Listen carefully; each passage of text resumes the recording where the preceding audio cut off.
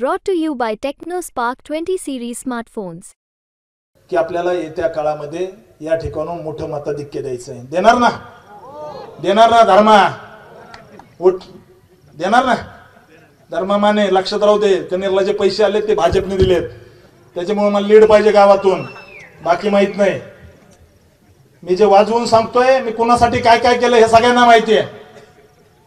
असं येईन तसं येईन अजिबात चालणार नाही.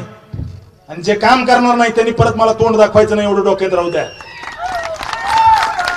मी इथं त्या ठिकाणी खासदार सोलापूर जिल्ह्यातच आहे. मीडियावरून तुमची एक क्लिप व्हायरल होती धर्मा माने नावाची. नक्की काय त्या क्लिप मागचं वास्तव आहे? तुमची प्रतिमा एक त्यामधून एक आरंगवट नेता अशी एक केली जाते, काय नक्की करते?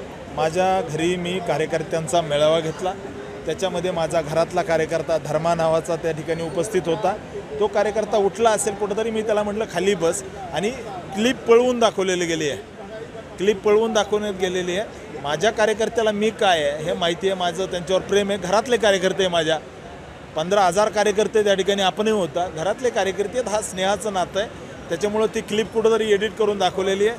अशा पद्धतीने जनता याला बोलणार नाही. मोदीजींच्या विकासाला या ठिकाणी निश्चित येत्या काळामध्ये ही जनता साथ देईल.